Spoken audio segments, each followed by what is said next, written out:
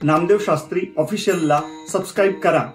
सिद्धांत ऐका, आनंदी, निर्भय व सुखी व्हा. धन्यवाद. पुढचा इतिहास माहिती आहे आपल्याला. शंख गालाला लावला आणि झोपलेली जी वाणी आहे ध्रुवाची, 5 वर्षाच्या मुलाची, ती जागी झाली. प्रसोपताम खूप सुंदर सांगितलेले आहेत. आणि झोपलेली वाणी जागी झाल्यानंतर आत भगवंताचं रूप दिसायला लागलं. ते कसं कसं रूप आहे आत, ते सगळं ध्रुवाच्या तोंडातून बाहेर पडलं. हे साक्षात्कार म्हणजे हे जे लोक बाजार लोक बोलतात असं नाही बरं का. ज्यांना मराठी बोलता येत नाही, ज्यांना गीता कळत नाही, ज्यांना काही नाहीत, यांना संत म्हणून पाया पडणं हे आपल्या मागच्या जन्मातलं पाप म्हणायचं. ईश्वर भेटला याचं पहिलं लक्षण आहे तुमची वाणी दुरुस्त झाली, तुमचं बोलणं दुरुस्त झालं, तुमचे सिद्धांत स्वतंत्र झाले, तुम्हाला बोलता यायला लागलं. आणि ईश्वर भेटून हे जर काहीच करता नाही आलं, ईश्वर भेटल्याचं लक्षण काय? काय केलं तुम्ही एवढे दिवस? प्रसोप्ताम वाणीम संजीवयत्य खिल शक्तिधर स्वधामना, भागवतांमध्ये आलेले आहेत. झोपलेल्या वाडीला संजीवयत्य, संजीव जाग केलं. स्वधामना अन्यंश हस्तचरण श्रवणत्वगादीन प्राणान्नमो भगवते पुरुषाय तुभ्यम, भागवतात वर्णन आलेलं आहे. ज्ञानेश्वरी मुख्य म्हणून मी बाकीचे विषय थोडं संक्षिप्त सांगतोय.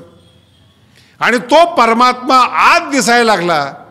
आणि मग भगवंताने सांगितलं आता डोळे उघडायला हरकत नाही, आणि डोळे उघडले. तोच परमात्मा, आतला परमात्मा बाहेर दिसायला लागला. यालाच वारकरी संप्रदाय म्हणतात. आत हरी बाहेर हरी, हरीने घर कोंडिले, हे परमार्थ आहे. हा पूर्ण परमार्थ. आत जे विश्वरूप दिसायला लागलं, ज्ञानोबाने खूप सुंदर वर्णन केलेत. प्रथम स्वरूप समाधान पावोनी ठेला अर्जुन. प्रथम आतल्या आत स्वरूप समाधान, आत्मस्वरूप, आतमध्ये विश्वरूप दिसायला लागलं. प्रथम स्वरूप समाधान पावोनी ठेला अर्जुन. मग उघडले लोचन, पुढचा टप्पा. मग डोळे उघडले, विश्वरूप दिसायला लागलं. जो आत परमात्मा आहे तोच बाहेर दिसायला लागला. आणि मग चमत्कार झाला. हेच या ठिकाणी मी मागचा विषय संपवला होता. कैसे अनुग्रहाचे करणे, पार्थाचे पाहणे आणि न पाहणे, तयाही सकट नारायणे व्यापोणी ठेला. डोळे बंद केले काय, डोळे उघडले काय, विश्वरूप दिसणं बंद होत नाहीत. अहो पाहता कीर प्रतिभासे येथ नवलाव काय असे. डोळ्याने पाहत असताना दिसेल यात नवल काय आहेत. ज्ञानोबराय म्हणतात न पाहताही दिसे चोज आहे का. विश्वरूपाचं लक्षण आहे न पाहताही दिसे. याचं नाव आहे भक्ती संप्रदाय, याचं नाव आहे भागवत संप्रदाय. हा 11वा अध्याय आहे. आणि मग वर्णन सुरू केलं. सुरुवातीला फार बरं वाटलं त्याला. नवस्पृशम, देवा काय सांगावं, इकडं असं वाटतं तिकडं तसं वाटतंय. दिव्य माल्य अंबरधरम दिव्यगंधा अनुलेपनम, असं सुरुवातीचं जे नवीन एखाद्या गावाला जातो आपण, हे चांगलं आहे, ते चांगलं आहे, ते चांगलं आहेत, अशा पद्धतीने पहिल्यांदाच ते विश्वरूप पाहिलेलं. आणि इतकं सुंदर वर्णन केलं. नंतर ते इतकं भयानक वाटायला लागलं. भक्ताचा स्वभावच वेगळा आहे. अर्थ लक्षात घ्या बरं का. जे खानदानी भक्त आहेत ना, त्यांचा स्वभावच वेगळा आहे.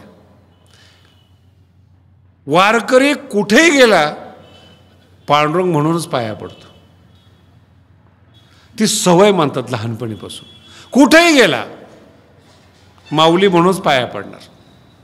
खंडोबाच्या पाया पडो, मरीच्या पाया पडो, माऊली म्हणूनच पाया. स्वभाव तसा भक्ताचा स्वभाव आहे सगुण रूपाची उपासना करणं. कोणतंच रूप आवडत नाही. वेदांत आवडत नाही, ज्ञान आवडत नाही, निर्गुण निराकार आवडत नाही, योग आवडत नाही, समाधी आवडत नाहीत. असं समोरासमोर देव बोलता पाहिजेत, समोरासमोर चिंतन करणारे देव पाहिजेत. मूर्खपणा असेल, चांगुलपणा असेल, सगळं सहन करणारा देव पाहिजेत. आणि हा निर्गुण निराकार देव काही बोलायला तयार नाही, दिसायला भयंकर, बरं, ज्याला बोलायला जावं तर एकाच वेळेस सगळे तोंड, कोणत्या तोंडाशी बोलायचं? आणि असं वर्णन केलेलं आहे, अरे देवा काय तू एवढा मोठा आहेस तू? आणि नंतर घाबरला. अर्जुनाला असा वाटायला हा आपला देव नाही आहे, आपला देव कृष्ण आहे, हा जरा वेगळा देव आहे. आपल्या कृष्णाला गायब केलं ना हा दुसराच कुठला तरी देव आलेला आहे. भक्त आहे अर्जुन. प्रश्न विचारला त्याला, आख्यायी मेको भवान उग्र रूपो. भवान उग्र रूपो. आपलं रूप कसं आहे? सुंदरते ध्यान, पांडुरंग कांती, आवडे हे रूप. आणि हे रूप विश्वरूप कसं आहे? उग्र रूप हो, डोळ्याला सहन न होणारं रूप आहे, उग्र रूप. आणि मग प्रश्न विचारला, आख्यायी मी भवान उग्र रूप, कोण आहेस, कुठला आहेस? आणि या पृथ्वीवरचा सगळ्यात सुंदर सिद्धांत 7 दिवसातल्या भविष्यातल्या ज्ञानेश्वरीत काही तुमच्या लक्षात राहो न राहो, हा विश्वरूपाच्या मुखातून आलेला शब्द लक्षात ठेवा. विश्वरूप सांगतो, कालोस्मि लोके क्षयकृत प्रवृत्तो. मी काळ आहे, प्रत्येक माणसाला शिक्षा देणारा मी काळ आहे. चांगलं कर्म केलं असेल तर त्याचं फळ मी देतो, आणि वाईट कर्म केलं असेल तर त्याचं फळ मी देतो. मी काळ आहे. सगळ्या जगाला नष्ट करणारा, सगळ्या जगाला धारण करणारा, सगळ्या जगाला शिक्षा देणारा अर्जुना कालोस्मी, मी काळ आहे. लोक विचारतात ईश्वर कुठे आहे? सतत ईश्वर आपल्याबरोबर आहे. काळ आपल्याबरोबर आहे म्हणजे दुसरं कोण आहे? ईश्वरच बरोबर आहे. तुमच्या प्रत्येक पाप कर्माला, प्रत्येक पुण्यकर्माला काळ साक्षी आहे, ईश्वर साक्षी आहे. म्हणून तर साधू संतांना मंदिरात जाण्याची गरज नाही वाटत. भंडाऱ्या डोंगरावर सुद्धा गाथा जन्माला येतो. बामचंद्र डोंगरावर सुद्धा पांडुरंग परमात्मा भेटायला जातो. चिखलामध्ये सुद्धा ईश्वर तयार दिसतो. गरज नाही आहे त्यांना. जे व्यापक साधू संत आहेत यांना असं बांधिलकी नाही आहेत. ते कुठेही गेले, काहीही पाहिलं तरी ईश्वर त्यांना दिसत असतो. त्यांची कुठलीही कृती असू द्या, कांदा मुळा कुठलीही कृती असू द्या, जेवण असू द्या, बसणं असू द्या, काही फरक पडत नाही त्यांना की अमुक ठिकाणी गेलं तरच मन लागेल, कारण की मन समर्पित केलेलं असतं. त्यांना याचं भान असतं, ईश्वर आपल्याबरोबर काळ रूपाने सतत वास्तव्य करतो. आणि काळ एक अशी वस्तू आहे, ती भारतामध्ये आहे तर अमेरिकेत नाही असं आहे का? इंग्लंडमध्ये नाही असं आहे का? काळ कुठं नाही आहे काळ. आणि म्हणून सज्जन लोक खूप सुंदर वाक्य देतात. एखादा वाईट मनुष्य असेल तर त्याला विचारतात, कशाला हे करतो? कधी ना कधीतरी या गोष्टीचं फळ मिळेल. फळ मिळेल शब्दाचा अर्थ फळ देणारा काळ आहे. काळ म्हणजेच ईश्वर आहे.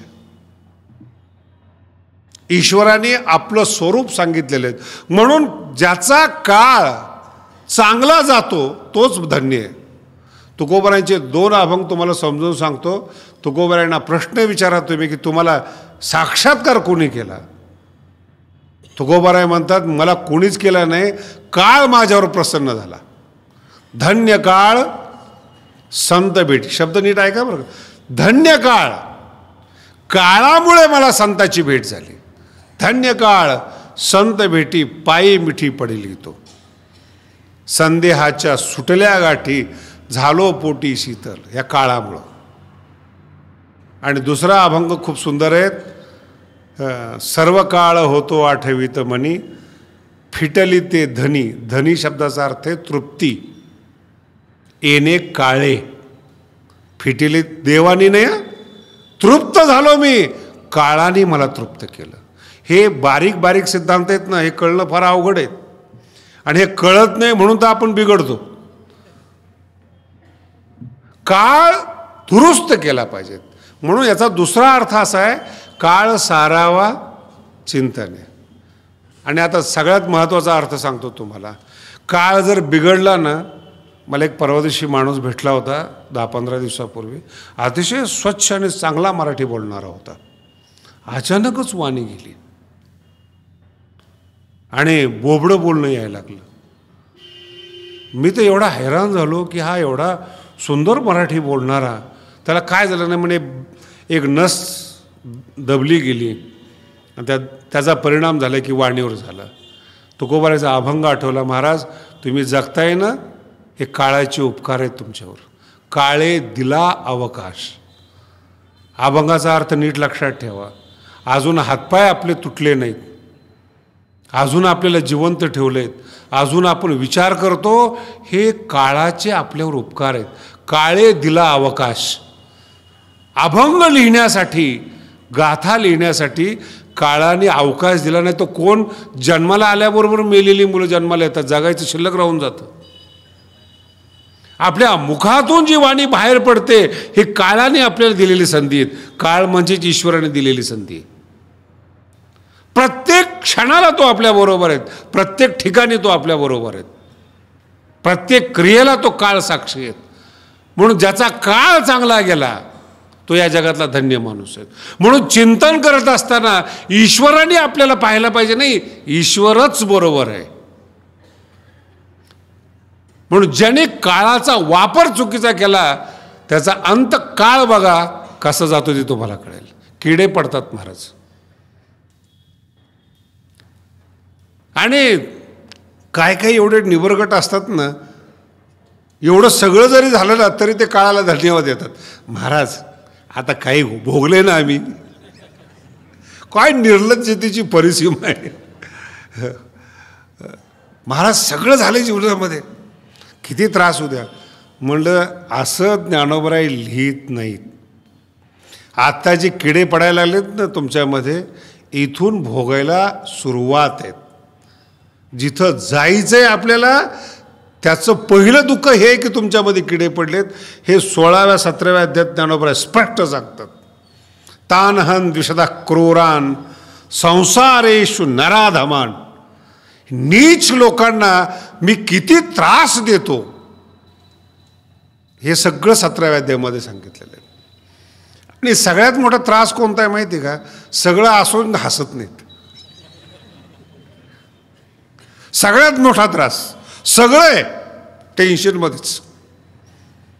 आता मला हे ज्ञानेश्वरीमुळे, भगवानगडामुळे असे मुख्य माणसाला भेटायचे संबंध येतात, कायम टेन्शनमध्ये.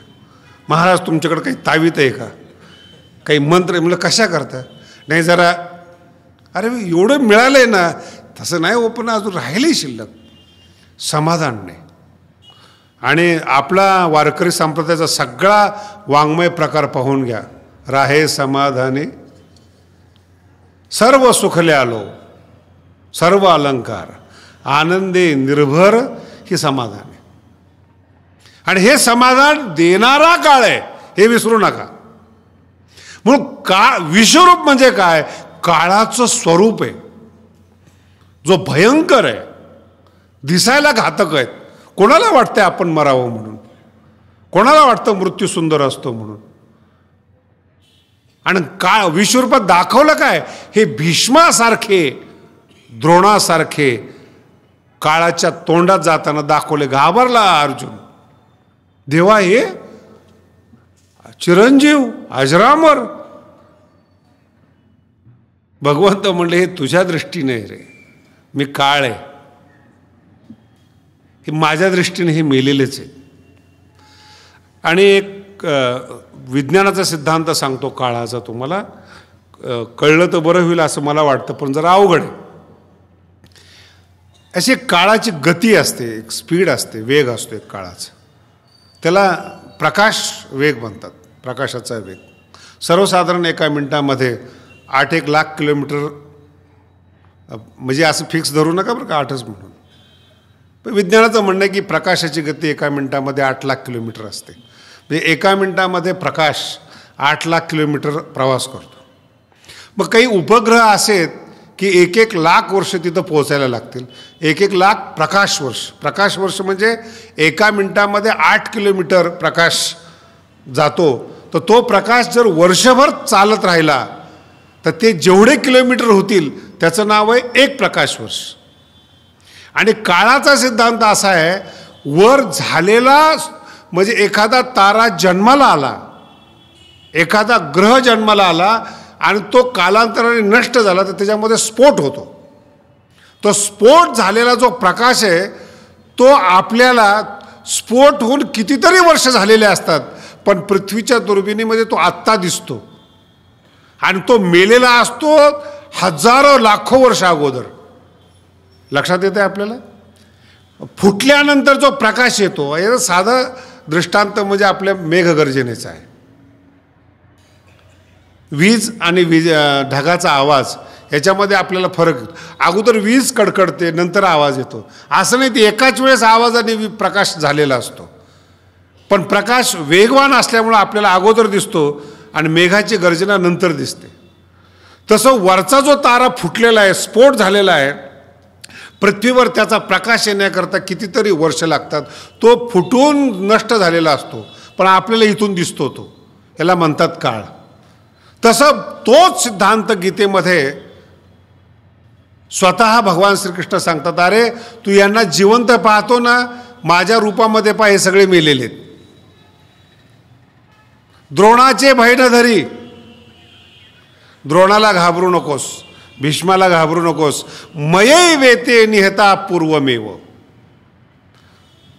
येते मया पूर्वमेव. तुला दिसण्याच्या अगोदर मी यांना मारून टाकलेले. तू काय या लोकांचं त्रास घेऊ नको, ताण घेऊ नको, टेन्शन घेऊ नकोस. मये वेते निहता पूर्वमेव निमित्त मात्रम भव सव्यसाची. तुझा बाण निमित्त म्हणून जाऊ दे, त्यांना मी मारलेले आहेत. अर्थ लक्षात ठेवा, भगवंत बोलतात. म्हणून आपलं या जगामध्ये कुणी वाईट करत नाही. जो माणूस असं वाटतं की आपलं वाईट करतो ना, ईश्वराने तो प्रेरित केलेला असतो. म्हणून तो संत प्रतिकार करत नाही. ज्ञानोबराय असो, तुकोबराय असो, संत असो, हे प्रतिकार का करत नाही? प्रेरक कोण आहे? परमात्माच आहे. दुसरा कुणी प्रेरकच नाहीत. का त्याला बुद्धी सुचावी मला येऊन शिव्या द्याव्यात? का त्याला असं वाटावं माझ्या गालामध्ये मारावी? का त्याला असं वाटावं ह्याला त्रास द्यावा म्हणून? त्याला वाटलं त्या अर्थी भगवंताने त्याला प्रेरित केलेले आहेत. आणि भगवंताने जर प्रेरित केलं तर आपण प्रतिकार करू शकत नाही. म्हणून संत सहन करतात, ईश्वराचा प्रसाद म्हणून त्याच्या शिव्या सहन करतात. पण शिव्या देणारा अभंग लिहू शकत नाही. तेवढी प्रेरणा त्याच्यात ईश्वर देत नाही, शिव्यापुरती देतो. म्हणून कधी कधी असा चमत्कार पाहायला मिळतो, विसोबा खेचरसारखा द्वेष करणारा कालांतराने तो ज्ञानोबांचा शिष्य होतो. माऊलीला विचारलं, माऊली तो अगोदर द्वेष करत होता, तुम्ही त्याला पुन्हा शिष्य केलं. कालांतर, तो काळ वेगळा होता आणि आत्ताचा काळ काळाने बदलवला. वाढल्या होता, काळ बदलला, महर्षी वाल्मिक झाला. आता मी त्याला कवित्व शक्ती देतो. त्याचं रामायण साधू संतांनी सांगावं. तो जरी डाकू असला तरी, कारण की तो पूर्वी डाकू होता, पण रामायण लिहिण्याच्या काळात तो महर्षी झाला. मग साधू संतांनी रामायण सांगायला हरकत. याचं नाव आहे कालांतर. काळ बदलला. ज्ञानेश्वर आपण जे आळंदीमध्ये येतो ना, काळ बदलवण्यासाठीच येतो, हे कालांतराने विसरून जातं. गावाकडे काय करत असतो आपण? मग इथं आल्यानंतर आपण बदल होतो, कपड्यामध्ये बदल होतो, बुद्धीत बदल होतो. तिकडं हरिपाठ म्हणता येत नाही आपल्याला, ज्ञानेश्वरी पाठ करता येत नाही, परमार्थाचे संस्कार नसतात. आळंदीत राहिल्यामुळं काळ बदलतो. जी लोक आपल्याला मानत नाही ती पाया पडायला लागतात. माणूस तोच, डोकं तेच. काळ बदलला, मेंदू बदलला.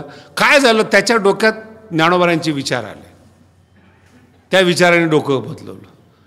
आणि पुन्हा पुन्हा त्याच्या लक्षात आलं की आपणच कुठेतरी संत झालो काय कुणाला माहिती. पुन्हा काळ बदलला.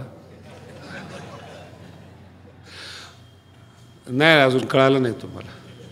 ज्ञानोबांचे फोटो घराघरात लावण्याऐवजी स्वतःचे फोटो लावायला सुरुवात होतो. इतका काळ बदलतो. मग त्याला ज्ञानोबा मोठे वाटत नाहीत. मग त्याला पांडुरंग परमात्मा मोठा वाटत नाही, तुकोबराय मोठे वाटत नाहीत. त्याचा फोटो लावतो आणि सांगतो माझं नाव घ्या, तुमचा उद्धार होईल. केवढा काळ बदलला. मग असा बदललेला काळ जेव्हा तुरुंगात जातात, अनेक प्रकारचं, हा पण एक बदललेला काळ. आता त्या काळाने कधी यांची सुटका करावी, काळ जाणे. परमार्थातल्या माणसाला बदलत्या काळाप्रमाणे अशा रीतीनं जीवनात बदल घडावा, समजच निर्माण होत नाही, हवा डोक्यात बसते. फार विचित्रता आहे जीवनामध्ये. म्हणून परमार्थ अतिशय सावधानपूर्वक करण्याचं महत्त्वाचं कारण ज्ञानेश्वरी आपल्या हातामध्ये पाहिजे. सतत जर ती वाचली ना, मारून मारून ती जागेवर ठेवते. आणि ज्ञानेश्वरीचं एक वैशिष्ट्य असं आहे, आईसारखं वैशिष्ट्य आहे. आईच्या समोर तुम्ही नागवे फिरा, उड्या मारा, किती घाण व्हा, किती स्वच्छ राहा, आईच्या डोळ्याच्या एरियामध्ये जोपर्यंत तुम्ही आहात ना, तुम्हाला कुणाचाच धोका नाही. आईची नजर चुकवली, कोल्ह्या कुत्र्याने तुम्हाला घेऊन जाणार. तुम्हाला माऊलीच्या क्षेत्रात, माऊलीच्या नजरेत जोपर्यंत तुम्ही खेळताय, काही धोका नाही तुम्हाला. अर्जुनाचं तेच आहे हो. कृष्ण सोडून जीवनात नाहीच कोणी. नसेल तपस्वी अर्जुन, नसेल ज्ञानी अर्जुन, पण अर्जुनाशिवाय काहीच नाही. कृष्णाशिवाय अर्जुनाचं काहीच नाही. कृष्ण सर्वस्व आहे, आत्मा आहे श्रीकृष्ण. म्हणून सैन्य नको, शस्त्र नको, जय विजय माझ्या नशिबातला भाग आहे, पण तो माझ्या पाठीशी राहा. भगवंताने सांगितलं काही चिंता करू नकोस, मी आहे तुझ्या पाठीशी. आणि मग ते घाबरलेलं वर्णन करायला सुरुवात केली. नीट आहे का बरं का? मयई वेते, घाबरला ना, मयई वेते, मी भीष्माला मारलेले, मी सगळ्यालाच मारले काही नाही. हे मध्येच कसं काय अचानक ही महामारी उद्भवली? मी तर विश्वरूप पाहायला गेलो, माझाच कुठंतरी अंदाज फसला काय की. म्हणून थोडं प्रसन्न करण्याचा प्रयत्न केला. कस्माच्च ते नमेरन महात्मन, पुन्हा पुन्हा पुन्हा पुन्हा पुन्हा पुन्हा नमस्कार करायला सुरुवात. प्रसन्न हो, प्रसन्न हो, प्रसिद्ध देवेश जगन्निवास, प्रसन्न व्हा, प्रसन्न व्हा. हे महामारी विश्वरूप हे आमच्या अपेक्षित नाही. आम्ही साधू लोक आहेत, भक्त लोक आहेत, हे माझ्या डोक्यात बसत नाहीत. प्रसन्न करण्याचा प्रयत्न केला. आणि त्या प्रसन्न करण्याच्या नादामध्ये एक शब्द खूप सुंदर आला आहे. आळंदीच्या लोकांना बहुतेक तो कळेल असं माझा अंदाज आहे. नमः पुरस्ताद अथ पृष्ठत असते. देवा, तुझ्या पुढच्या भागाला नमस्कार असो, तुझ्या मागच्या भागाला नमस्कार असो. नमः पुरस्ताद अथ पृष्ठच असते. तो पाठीमागून मी तुला नमस्कार करतो, पुढून मी तुला नमस्कार करतो. वेदांती लोकांची परेशानी झाली. निर्गुण निराकार परमात्मा तो व्यापक आहे, आकाशाप्रमाणे आहेत, त्याला पाठही नाही, पोटही नाही. या अर्जुनाला देव पाहून असं कसं सुचलं? कुठून पाठ आली, कुठून?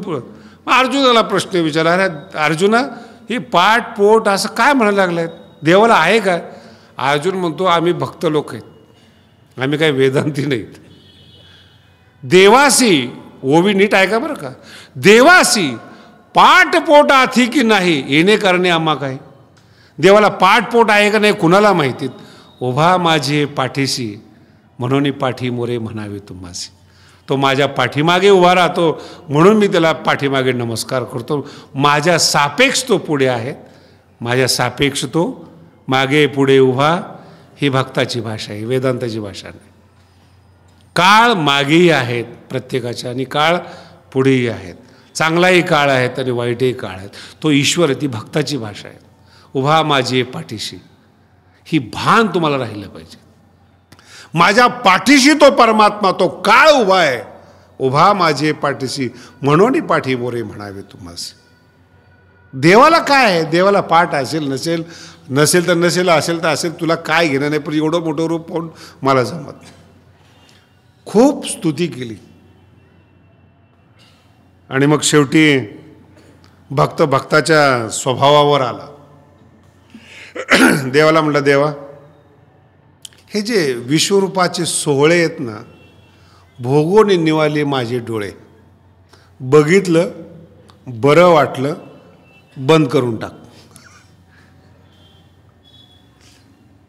नाही लक्षात आलं. बघितलं, बरं वाटलं, पण आमचा स्वभाव नाही आहे असल्या विश्वरूपामध्ये रमायचं. आम्ही भक्त आहेत, आम्हाला चतुर्भुज रूप पाहिजेत. किरीटिणं गदिणं चक्रीणंच, डोक्यावर मुकुट असावा, पद्म असावं, हातामध्ये सुंदर असावं, देखणं रूप असावं. हे जे तुझं रूप आहे ना देवा, हे जमलं नाही मला. अहो, इतका राग आला भगवंताला की वेड आहे का काय हा? आतापर्यंत रूप कुणाला दाखवलं नाही, दाखव म्हटल्यामुळं दाखवलं, दिव्य दृष्टी दिली, आणि पुन्हा मध्ये काही खेळ येतो. आणि मग ते विश्वरूप रागावून बोलायला लागलं, अरे अर्जुना तू काही वेड आहेस का? रामकृष्ण रूप हे जसे समुद्रावर तरंग असतात, तसं ह्या विश्वरूपाचे तरंग म्हणजे राम आणि कृष्ण आहेत. मा भेने बोलसी हेक्कड आहेसा, पहिल्यांदा शिवी दिली बरं का, हेक्कड. आणि मराठीत तो शब्द आला हेक्कड, एक कल्ली, आपल्याच टेक्निकनी चालणारा.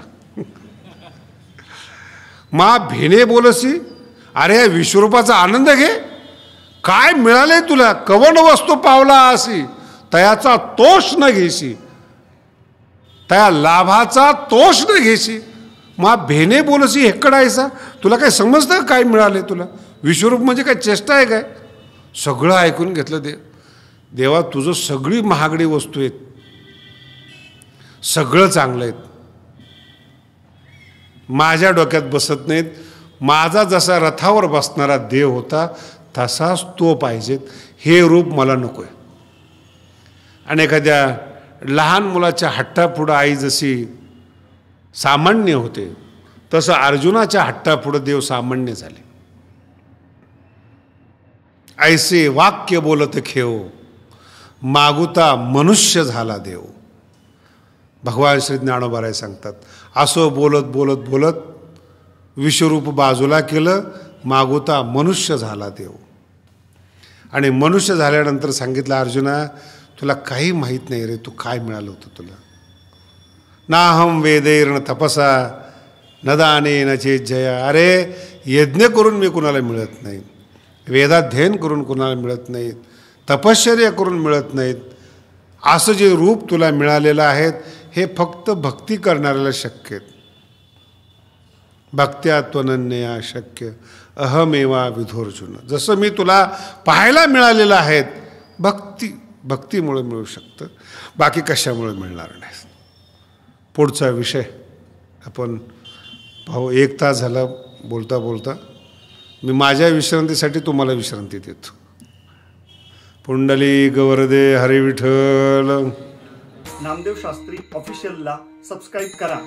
सिद्धांत ऐका. आनंदी, निर्भय व सुखी व्हा. धन्यवाद.